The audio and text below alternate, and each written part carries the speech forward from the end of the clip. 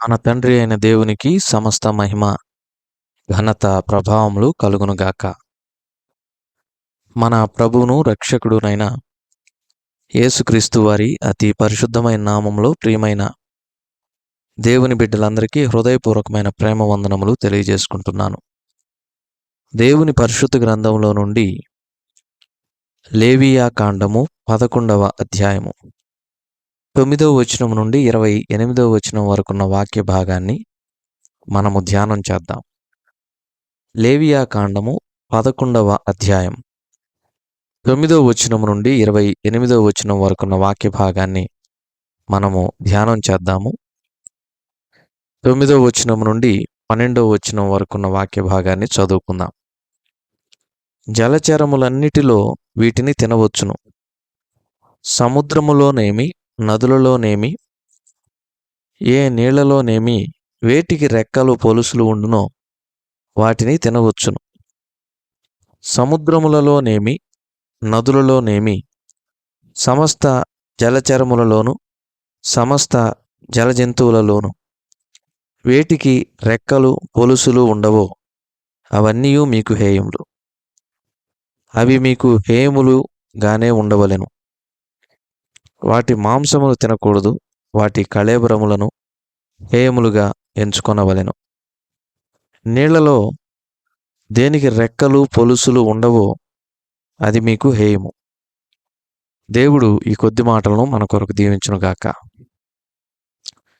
ప్రభునందు ప్రియమైన సహోదర సహోదరులారా, చదవబడిన ఈ వాక్య భాగాన్ని మనం గమనించినప్పుడు ఇశ్రాయేలీలు తిండి విషయంలో దేవుని పరిశుద్ధతను ఎలా సన్మానించాలి అనే విషయం మీద దేవుడు ఇశ్రాయేలీలకు కొన్ని విధులను మోషే ద్వారా బయలుపరుస్తూ ఉన్నారు. అంటే భూమండలము మీద ఏవైనా తినవచ్చా అంటే అన్నీ తినడానికి వీలు లేదని దేవుడు ఖచ్చితంగా చెప్తున్నట్లుగా మనం చూస్తున్నాం. జంతువులైనా, పక్షులైనా,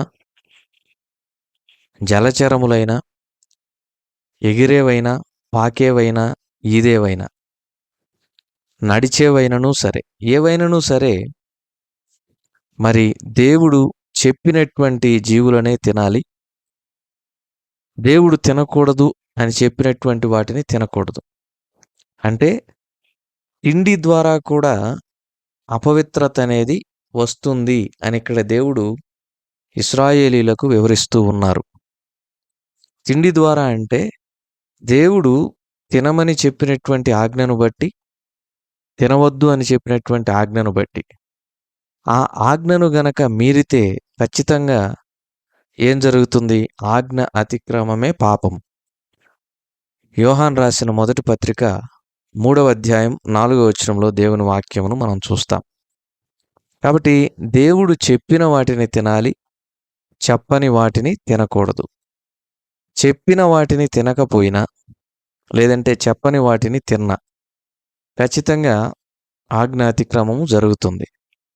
అంటే ఇందులో కొంతమందికి దేవుడు తినాలి అని చెప్పినటువంటి జీవుల యొక్క మాంసము మరి పడకపోవచ్చు, మరి తినే పరిస్థితి ఉండకపోవచ్చు. అది పెద్ద ప్రమాదం కాదు. కానీ ఆయన తినకూడదని చెప్పినటువంటివి మాత్రం ముట్టితే భయంకరమైనటువంటి ప్రమాదం ఉంటుంది.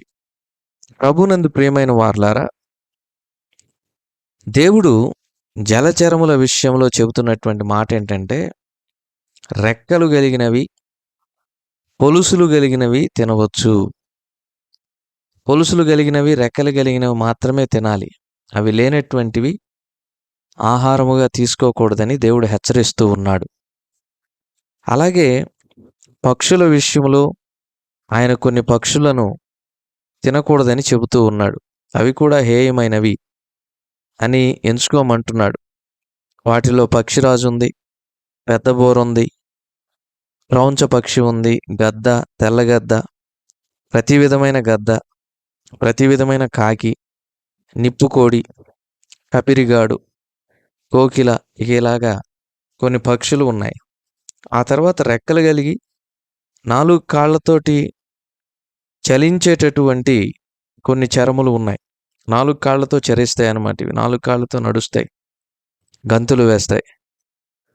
ఇవి కూడా తినకూడదని దేవుడు హెచ్చరించడం జరిగింది. ప్రభునందు ప్రియమైన వారలారా, తిండి విషయంలో దేవుడు చాలా ఖచ్చితమైనటువంటి కట్టడను నియమిస్తూ ఉన్నారు. ఎందుకంటే చాలామంది తిండిని పెద్ద వ్యసనంగా భావించరు. కానీ దేవుని యొక్క వాక్యము తిండి విషయంలో ఎలా ఉండమని చెబుతూ ఉందంటే, మితముగా ఉండమని చెబుతూ ఉంది. సామెతల గ్రంథంలో మనం చూసినప్పుడు, ఒకవేళ నీవు భోజనం చేయడానికి వెళ్ళినప్పుడు నువ్వు గనక ఒక రాజు చేత గనక పిలువబడితే నీ గొంతుకు కత్తి పెట్టుకోమని దేవుని యొక్క వాక్యం సెలవిస్తూ ఉంది. అంత మాత్రమే కాదు, మరి మనస్సులో లెక్కలు చూసుకునేటటువంటి వారు కొంతమంది ఉంటారు. వారింటికి గనక భోజనానికి వెళితే నీ గొంతుకు కత్తి పెట్టుకోమని దేవుని యొక్క వాక్యం సెలవిస్తూ ఉంది. అలాగే ఇంకొన్ని లేఖనాలు, సామెతల గ్రంథం 15:17 చదివితే, పగవాని ఇంట క్రొవ్విన ఎద్దు మాంసం తినుట కంటే ప్రేమగల చోట ఆకుకూరల భోజనం తినుట మేలు. కాబట్టి మనం ఎటువంటి వారింటికి భోజనానికి వెళ్తున్నాం, అక్కడ పరిస్థితి ఏంటి అని తెలుసుకొని మితాహారం తిని రావడం మంచిది. దేవుని వాక్యం చెప్తున్నట్లుగా మనకి ఊరికినే దొరికిందని చెప్పి కొంతమంది భోజనం చేయడం మాత్రమే కాదు, మామూలుగా తినేదానికంటే రెండింతలు ఎక్కువ తింటారు. మరి కొంతమంది ఏం చేస్తారంటే, అక్కడ తినేది చాలక ఇళ్ళకి మోసుకొని వెళుతూ ఉంటారు.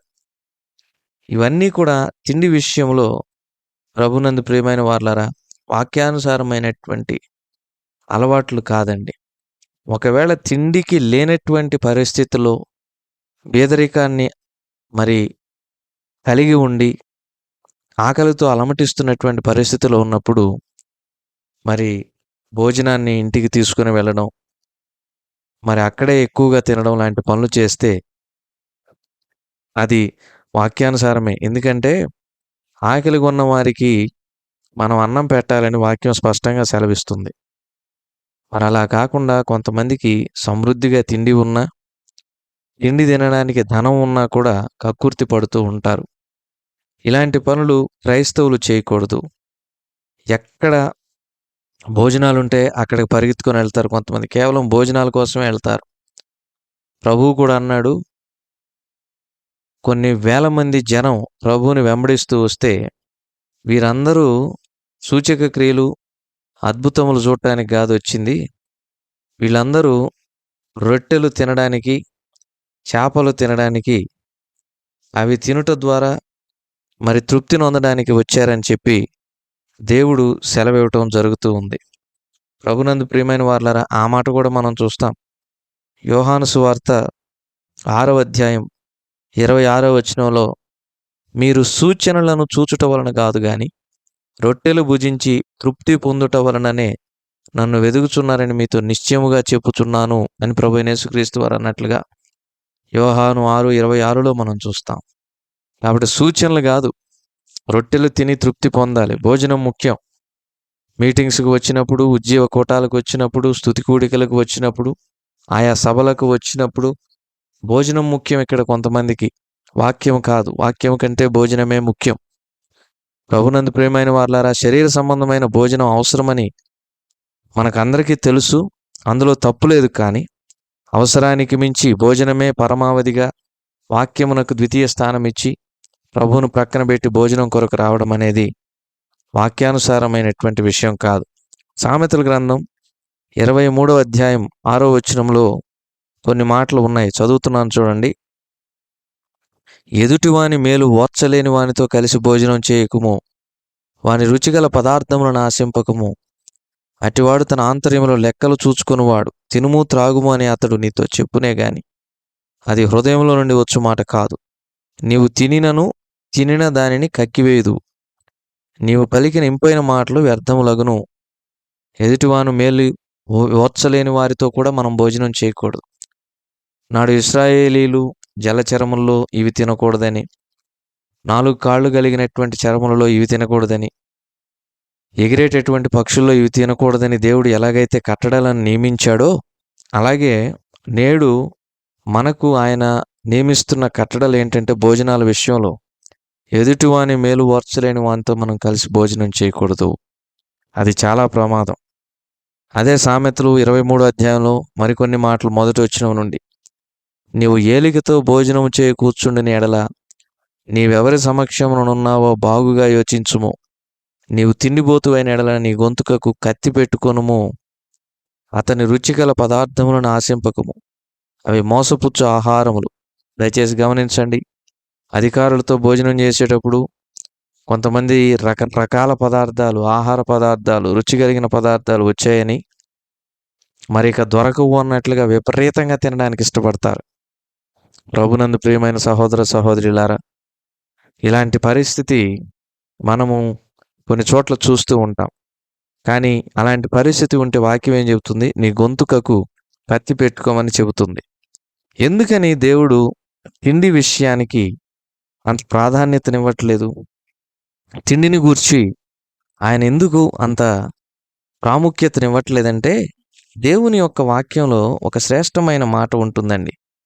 ఆ మాటను చదువుకుందాం చూడండి. అపోస్తలుడైనటువంటి పౌలు రోమీలకు రాసినటువంటి పత్రిక. అపోస్తలుడైన పౌలు రోమీలకు రాసినటువంటి పత్రిక, ఒక శ్రేష్టమైనటువంటి మాట అక్కడ ఏమని రాయబడి ఉంటుందంటే, దేవుని యొక్క రాజ్యము భోజనమును పానమును కాదు గాని నీతియు సమాధానమును పరిశుద్ధాత్మయందలి ఆనందమునై ఉన్నది. రోమాపత్రిక 14 అధ్యాయం 17వ వచనంలో ఈ విషయాన్ని మనం చూస్తాం. దేవుని రాజ్యం ఏంటంట? భోజనము పానం కాదు. కనుక దేవుని కంటే భోజనమును పానమును ఎక్కువగా ప్రేమించేవారు ఉండవచ్చు. దేవుని వాక్యము కంటే భోజనమును పానమును ఎక్కువగా ప్రేమించి కూడికలకు వచ్చేటటువంటి వారు ఉండొచ్చు. ప్రభునందు ప్రియమైన వారులారా, మనం తిండిబోతులమైతే గొంతుకకు కత్తి పెట్టుకోవాలని దేవుని వాక్యం సెలవిస్తుంది. ఆహారము మితముగా ఉండాలి. ఎందుకంటే దేవుని రాజ్యం భోజనము పానం కాదు, నీతియు సమాధానము పరిశుద్ధాత్మ యందలి ఆనందము, ఇది మనకు ముఖ్యం. కానీ భోజనాలు అక్కడ బాగా పెడతారంటే ఆ కూటాలకు వెళ్ళడం, భోంచేసి రావడం. వాక్యం సమయంలో నిద్రపోయేటటువంటి వారు కొందరు ఉంటారు, భోజనం సమయంలో నిద్రపోరు వీరు. కాబట్టి ఇలాంటి ప్రమాదాలు కూడా జరుగుతూ ఉంటాయి. అందుకనే దేవుడు అంటూ ఉన్నాడు, నీవు అన్ని విషయములలో మితముగా ఉండుము. తిమోతికి రాసినటువంటి 2వ పత్రిక 4వ అధ్యాయం 5వ వచనంలో, నీవు అన్ని విషయములలో మితముగా ఉండుము. అన్ని విషయములలో అంటే భోజన విషయంలో మితము ఉండాలి, డబ్బులు ఖర్చు పెట్టే విషయంలో మితము ఉండాలి, వస్త్రముల మీద ఆశ విషయంలో మితము ఉండాలి. మరి అన్ని విషయాలలో, ఇక ప్రతి విషయం ఈ లోకపరంగా శరీరపరంగా మీరు తీసుకుంటే నిద్ర దగ్గర నుంచి ప్రతి విషయంలో మితముగా ఉండాలని దేవుని వాక్యం సెలవిస్తూ ఉంది. మరి ప్రభునందు ప్రియమైన వారులారా, వాక్యానుసారంగా మనం చూచినప్పుడు మరి భోజనం విషయంలో మనం ఏ మేరకు మితముగా ఉంటున్నాం ఒకసారి ఆలోచన చేద్దాం. ఎంతగా మనము మన గొంతుకకు కత్తి పెట్టుకుంటూ ఉన్నాం. నాడైతే ఇశ్రాయేలీలు వేటినైతే తినకూడదో, వేటినైతే తినాలో వాటిని వివరించి దేవుడు చెబుతూ ఉండగా, నేటి దినాల్లో విశ్వాసులమైన మనం ఎలాంటి వారితో కలిసి భోజనం చేయాలి, ఎంత మితంగా భోజనం చేయాలి, దేవుని రాజ్యము భోజనం పానం కాదు అనే విషయాన్ని చూసాం. యోహాను 6:26లో కొంతమంది కేవలం రొట్టెలు తిని తృప్తి పొందాలని ప్రభువుని వెంబడించినట్లుగా మనం చూస్తున్నాం. నేటి దినాల్లో చాలామంది కూటాలంటే భోజనాల కొరకు వచ్చేటటువంటి వారు ఉన్నారు. అలాంటి గుంపులో మనం ఉండకుండా, తిండికి ప్రాధాన్యత ఇవ్వకుండా, మరి వాక్యానికి, దేవుని రాజ్యమునకు, పరిశుద్ధాత్మయందు ఆనందించడానికి అధిక ప్రాధాన్యతనివ్వాలని ప్రభు పేరట మనవి చేస్తూ ముగిస్తూ ఉన్నాను. దేవుడు ఈ కొద్ది మాటలను మన కొరకు దీవించును గాక. ప్రార్థన. కనికర పూర్ణుడా, స్తోత్రములయ్యా, పుట్టబడిన వాక్యం నీరు కట్టి ఫలింపజేసి మా ప్రియులను దీవించమని మా రక్షకుడైన యేసుక్రీస్తు వారి పరిశుద్ధమైన నామములో ప్రార్థించి అడిగి వేడుకొంచున్నాము తండ్రి. ఆమెన్.